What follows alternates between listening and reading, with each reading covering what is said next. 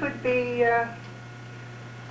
put up in the new library in a prominent place, and I don't know whether that induced people to be more than generous, but the plaque that's on the far wall is accommodating all the names of the people who have contributed $500 and more, and quite often it's more than $500, I might add. This doesn't preclude any further donations. There's lots of space there, as you can see, for more names, and we're still $20,000 short of our commitment. However, it isn't just these people that have built this library. It's all of you people and the people of the community who have donated their time and energy, and people give what they can afford. Some people can give $5 and others more, but the people who give $5, it's probably just as much for them as it is for someone who gives considerably more. And every cent that's been given to the library has been appreciated. And this truly is a building built by the people of Sioux Lookout. I think it's unique, and it can well serve as an example to other communities who are interested in building a new library. And I'm proud to be a part of this community and the generosity of spirit that is shown when people are asked to dig down and give money or time. If we could log the number of hours that people have given of their time, I'm sure that if you could put a dollar value on that, they would be on the plaque.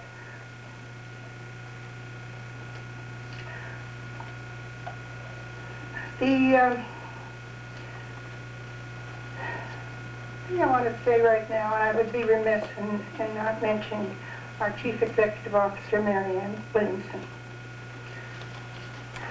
I can't say enough in praise of Mary Ann's contribution. Her interest from the beginning has been incredible. She spearheaded the fundraising, spent hours and hours on programs and concerts and sales, whatever could raise money. Not only that, she never stopped thinking about where she could go to government agencies for money too, and wasn't hesitant in asking. And it seems that if people are asked to do something, they're only too willing. It's a real pleasure for me to have Mary Ann as our Chief Executive Officer. She's more than an employee, far more than an employee. Mary Ann, where are you?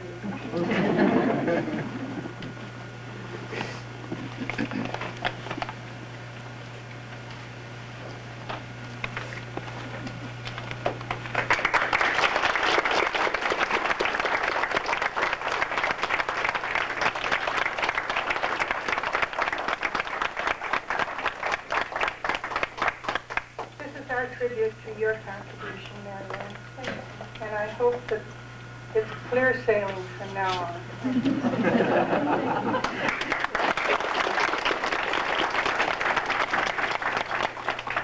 Thank you all for coming today, and thank you, ladies and gentlemen, for everything.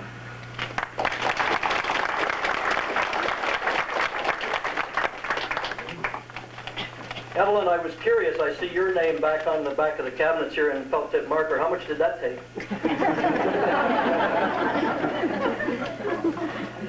At this time, what a great audience. What a wonderful turnout. At this time, I'd like to introduce our mayor of Sioux Lookout, Terry Jewell.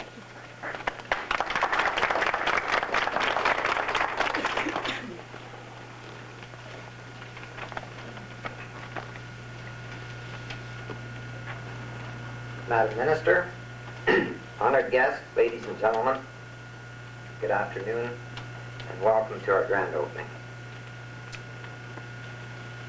Isn't this a great day for our community? On behalf of myself and my council, I'd like to congratulate the people of Sioux Lookout on the completion of a project of which we can all be very proud.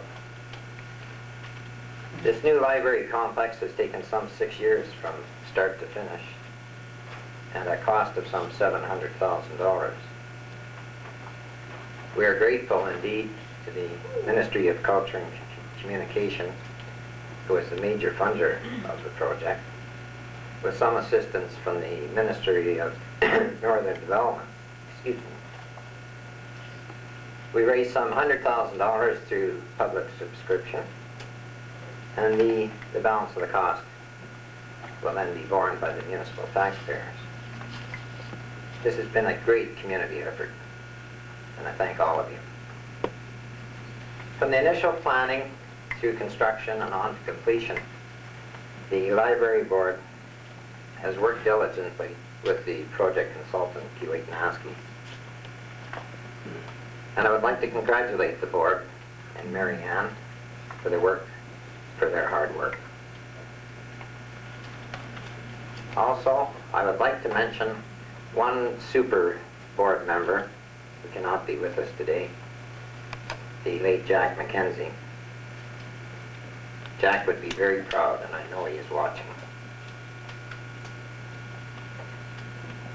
To conclude and get on with the program, I wish the people of Sioux Lookout and the people of the surrounding area maximum enjoyment and the ultimate utilization of this new great facility. Thank you.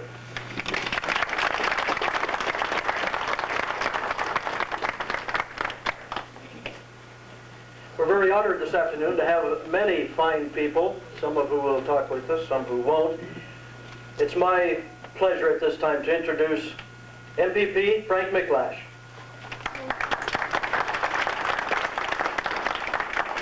Thanks very much, Mr. Mayor, Bob, Honorable Minister. It's with great pleasure that I come to Sioux Lookout today, and I bring somebody with me, the Minister of Culture and Communications, the Honorable Christine Hart. As we know, she is a fairly new minister to our cabinet in Toronto, but it's great to have her there. If I go back 2 years to when I first met Christine, I must say that she had to be one of the most, I guess the greatest host in Toronto is what I could say. For me to go down to Toronto back those 2 years ago and to meet many new faces, this is one I remember right from day one. And it was always good to have her around when I needed a little bit of advice. She wasn't there much longer than I was, but she was a fairly new member, being elected in 1986, and a new member to government at that time, and as I say, a new member to cabinet. Now, when we talked to the minister and her staff earlier on, I guess it was last week, they were asking us about the weather. And we said, well, no problem, come, you know, it's a nice fall, and we're enjoying fall up here. Little did we know that they'd get off the airplane last evening in Dryden to meet with a lot of snow. But we seem to be getting through that fairly well as we go along. Having the minister up here has just been a fantastic experience for me as well. We started in Dryden last evening, met a number of people there to deal with culture and communications, a lot of people I see here again today. And then we went on to open up a Tino project in Vermilion Bay. So that way I got to drive her down the new portion of the Trans-Canada Highway that we've all seen. But as well, we kept the best for last and brought her up from the Trans-Canada Highway to Sioux Lookout and just showed her what some portions that may need a little work in the future. So she's had a good viewing, actually, of a good portion of my riding, and it's just been a real pleasure to have her here with me. I'd also like to bring greetings today on behalf of the Minister of Northern Development. I was his parliamentary assistant and at the receiving end of a lot of these phone calls that we heard about earlier, and we worked hard with the library board and the chairman to ensure that we were doing our part as well. And so he too has asked me to bring greetings on behalf of him. Again, I would just like to thank Christine for being with us here today, the minister, and I know as in the past where she's made many trips to Northwestern Ontario, she's going to want to come back. So ladies and gentlemen, Honorable Christine Hart, Minister of Culture and Oh, geez. We change them so often, it's hard. Sharing culture. Christine.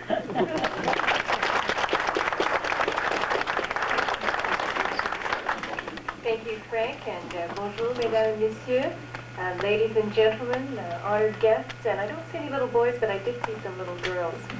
And it's a great pleasure to be here. In fact, I started using libraries when I was just about your age. My mother was great. She'd drive us off to the library right away, before we knew how to read. So I have great feelings when I walk into a library. It's a very comfortable place to be. And this one is particularly comfortable. I can see that the community has done a terrific job in not only raising money, and that's a hard thing to do for any community, but also in designing a place that's a friendly place, it's a light and airy place. And any time of the year, it will obviously be a pleasurable experience to walk in the door. It's particularly significant that this library is being opened this week, which in Ontario is Library Week. And as a Minister for Libraries, as I am partly, this was a good place for me to kick off Library Week, and I'm happy to do that right here in Sioux Lookout. The library has become a center of the community, and here you can see that very well indeed. I understand that not only did you raise money, but I heard about the human chain that moved the books from across the way over to where we are standing now. And I'm going to take that story back to Southern Ontario and tell everybody about what real community spirit is when you move. I think it was 13,000 books? 16,000, that's incredible. And I want to congratulate all of you who organized that, who participated in it. That's what community spirit is all about. I was also interested to learn that the library is not only a place for books. It also will feature various cultural attributes of the area. And this this library doesn't just serve Sioux Lookout, of course. It serves the communities of Pelican and Abraham Lake and the town of Hudson. I understand that the town of Hudson is famous for various political reasons, but it's also a good place for people to come from to this library. The space will be used for exhibition of art from the Ojibwe and Cree communities, I understand, and from all the communities round and about.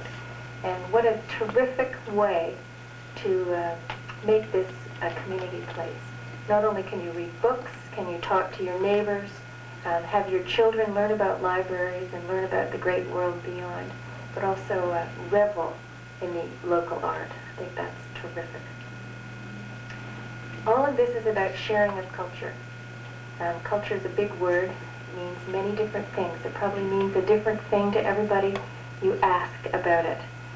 But to me, it means the way we are. Our culture is what we enjoy, what we contribute, what we give, what we get back from our communities. And I'm very happy to be here and celebrate with you this very important event at Sioux Lookout. And thanks so much for asking me.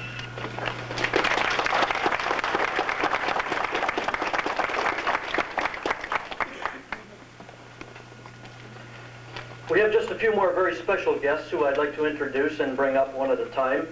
Morris Zabar, Director of Libraries and Community Information Branch, Ministry of Culture and Communication, is here from Toronto. And Morris, I'd ask you to come on up. Minister, distinguished guests, members of the board, ladies and gentlemen, I'm delighted to be here to participate with you in the opening of this library. The best part of my job is working with communities such as yours in fostering and developing new library services.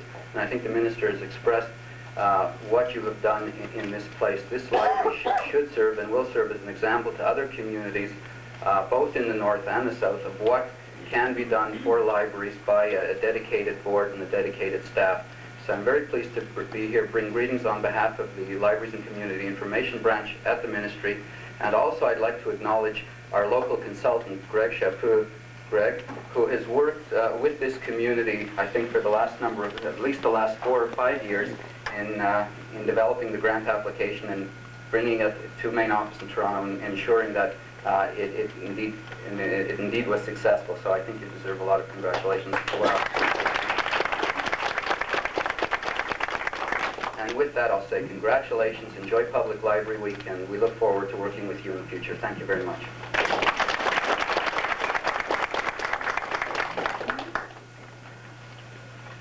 We have heard from this gentleman a few minutes ago, a couple hours ago, Mr. Alan Pepper, Director from the Thunder Bay Office, Ontario Library Service North. Alan, welcome to town. Come on. Yes, your mayor called upon me to make a few impromptu words earlier at lunch today. As I don't have a few impromptu words, I had to say the words that I was going to say this afternoon anyway. I bring greetings on behalf of the board and staff of the Ontario Library Service North, a fairly new organisation created in April of this year by amalgamating by various stages over the years what used to be called the old regional libraries. 26 years ago, either at the wheel or sitting in the seat of what was then a regional library bookmobile, I first saw Sioux Lookout Public Library. So I go back a few years with this community. At that time, the library was in the basement of the old post office. My main recollection over this period of years is of a lot of steps and a lot of pipes hovering inches above my head. Some of them may not have been inches above my head. I probably cracked my head on some of them. Fortunately, that didn't last too long, and in 1967, just a few short years after, a magnificent new library was opened in a converted gas station just across the road that you're all very, very familiar with. Believe me, back in those days, that was a tremendous step forward. This here today is yet another tremendous step forward. I'm very glad that the Ontario Library Service North and its staff have been able to consult with Marianne over the last few years and hopefully help to bring this bring today into being. Thank you.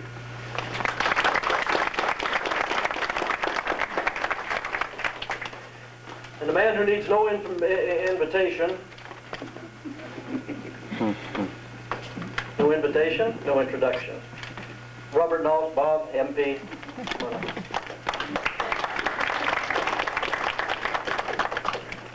Thank you, Mr. Chairman. Honored guests, and of course, Madam Minister, it's always nice to have someone from down south where it's warm come and visit. And of course, Your Worship, who is always nice to me when I come to town. I would like to say a few things, and first of all, I just want to tell you how pleased I am to be here. I think it's very, very exciting to take a look at. I've been to a lot of openings, as I know a lot of politicians do, but one of the most exciting things about openings is every once in a while you go to one that really excites you. And going to a library opening is exciting because it's something that really means a lot to us. And that is because it enhances our quality of life. We as Northerners, we sometimes feel that our quality of life is not looked at as seriously as in other parts of the country or in Ontario in particular because of the fact that we have a smaller population base and we should do without. And I'd just like to tell you a little story that I was thinking of coming down on the plane today that sort of touched home the importance of the quality of life. My brother, who lives in the mountains in BC, the other day decided to move to Calgary, and I couldn't believe that he was moving to the city. I mean, who would want to live in the city, right? I mean, that's the worst place in the world to be. Everybody wants to be in the small town like we live in northwestern Ontario. So I asked him, why did you move? And he said, well, I had no choice because I didn't have the things that I wanted for my children. And those things were of importance to him, like good health, good education, and the most importantly, I think, is the pursuit of knowledge, which is what a library is all about. So when we see and we get a new library like this, it really means a lot to us all, because I, for one, don't want to have to move to Toronto, beg your pardon, because I would prefer to stay in Northwestern Ontario, and I think that if we can continue to convince our politicians that we would like the same quality of life, as you do in other parts of Canada, and exactly the same as what we are expecting from our politicians, and that is the equal opportunity for our children, then we will be accepting of what we have. And I just would like also to say that there's other things in here that are important and people sometimes forget. And those of us who have tried our hand at being a novice carpenter might know what I mean. You come and you look and you try and improve your home and you look at it and you go, well, I can't do that unless I get the knowledge to do it. So we go to the library and we get that book. And we figure out, well, that's how you hammer a nail in straight. And that's the practical aspects of it. And I think people should be aware of that. The other aspect is entertainment, and I tell you, in justification to my position, being a traveling salesman of sorts, I do a lot of traveling by air, and I always forget to bring a book. And you can only do your work so often in the plane until you get sort of bored, and you always think, well, wouldn't it be nice to have a book? And that's why it's really exciting, and it should be exciting to you all today, to look around and see that we have something exceptional, and we have something to offer our children who happen to be here today, which is very, very important, and that's that pursuit of excellence and that knowledge that we all are craving. Thank you very much.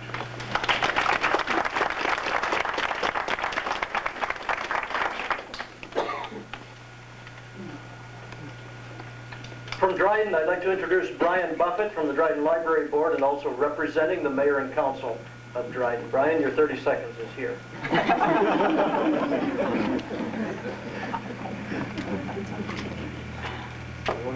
Calls to Newcastle. On behalf of the council and board, Library Board of Dryden, I'd like to present Sulaco Public Library with 2 books from Dryden, which brings me off to 16,002. And from the Council of Dryden, certificate stating, the Council of Dryden, in the heart of Ontario Sunset Country, extends cordial greetings and best wishes to the Sulaco Public Library Board on the occasion of the opening of the new public library facility in Sulaco on October 16, 1989. T.S. Jones, Mayor.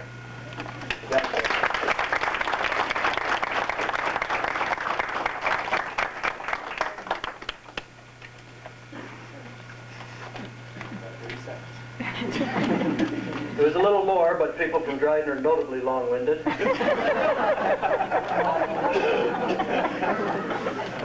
At this time, please let me introduce you or call up once more Councillor Ed Ariano, who will do this afternoon's dedication to our new library.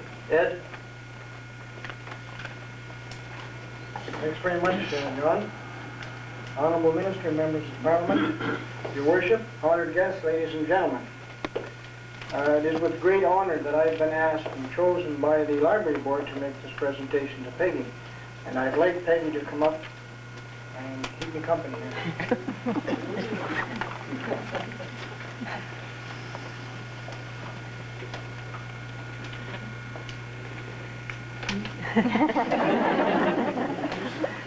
Peggy, today this library has been dedicated to Peggy Sanders.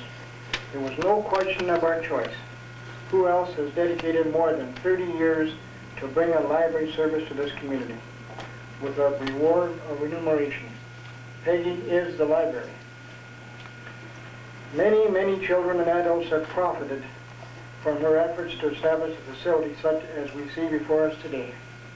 From the old nurses' residence, the old YMCA, the basement of the post office, and then to a gas station. She got things rolling in her gentle persuasion to begin plans and negotiations with town council. And then she quietly slipped to one side and decided to retire. Peggy felt comfortable that the library board and town council would make this new building a reality. Her name depicts as follows. P is for patience, kind and understanding. E is for education, for every man, woman, and child. G is for gracious, and she is a gracious lady. G is for gifted, very knowledgeable, who could resist her gentle persuasion when you visit the library intending to pick up a book and walk out with an armful. And she's read them all. Y is for youth. Who do you turn to for her help concerning our children and books for our natives? That spells Peggy. I have a few presentations to make, Peggy. Peggy, on behalf of the board and the citizens of Sioux Lookout and area, I present to you this plaque, or this engraved plaque, in recognition of your dedicated service to our community. And it reads as follows. This library is dedicated to M.A. Peggy Sanders, who continues to share her love of books with the people of Sioux Lookout, October 1989.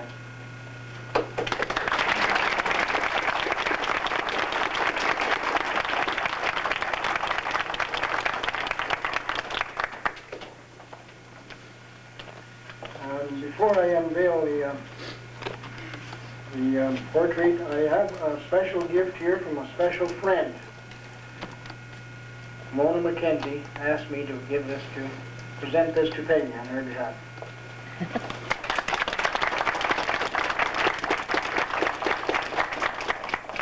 Well, Peggy, to ensure that you'll always hang around the library, and as a testament to the hours of dedication you have made to the realization of a dream in the building of our community library, our board chairman, Ms. Evelyn Ford, an artist in her own right, has captured the essence of the spirit of the library lady in this beautiful portrait of you, Peggy. We all love you.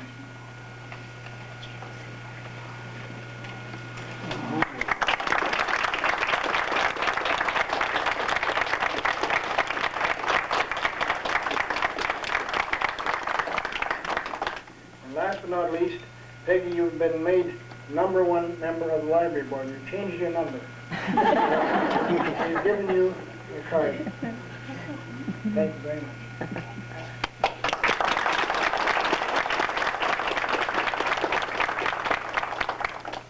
Now, what do you say to that?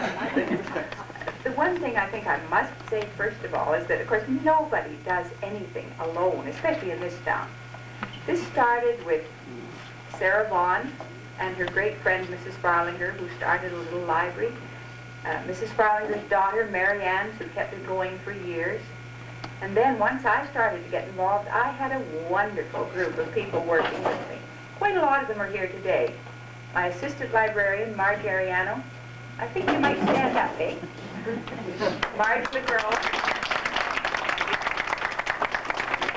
Terry Green, who isn't here today. Stella Norman. Frida Tintinelli. And Emma Bowes. And of course, you couldn't forget Rachel George, who kept us all financially solvent and straightened out and kept us all in order for years and years. Rachel? I would like to think that Mrs. Smith and Miss Boyle, who were our very senior librarians, and who both attained the age of